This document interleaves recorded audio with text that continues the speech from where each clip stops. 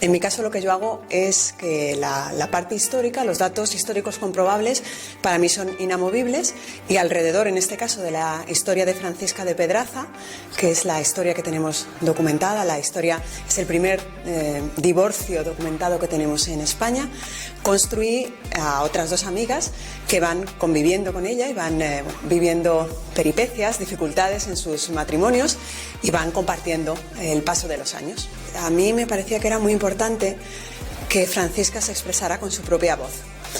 Es algo muy duro porque es una persona que fue víctima de maltratos y tenemos la documentación de los juicios que ella tuvo que hacer a lo largo de varios años para divorciarse de su esposo. Y esta documentación es un poco, no sé cómo decirlo, es un poco fría.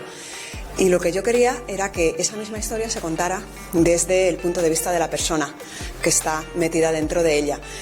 Pero si Francisca hablaba en primera persona, pues sus amigas, Ana y Clara, que la acompañan, también tenían que hablar en primera persona. Yo soy de Alcalá de Henares y en Alcalá de Henares, que es donde sucede esta historia, ella es bastante conocida. Y a mí lo que me parecía injusto es que no se conociese más allá, fuera de Alcalá no se conozca tanto, porque realmente es una persona muy poderosa, es una mujer que luchó sin rendirse cuando tenía todo en contra, la sociedad, la iglesia, y ella una y otra vez, aunque le decían que no, pues ella seguía intentándolo, confiando en la justicia, confiando en que al final se haría justicia.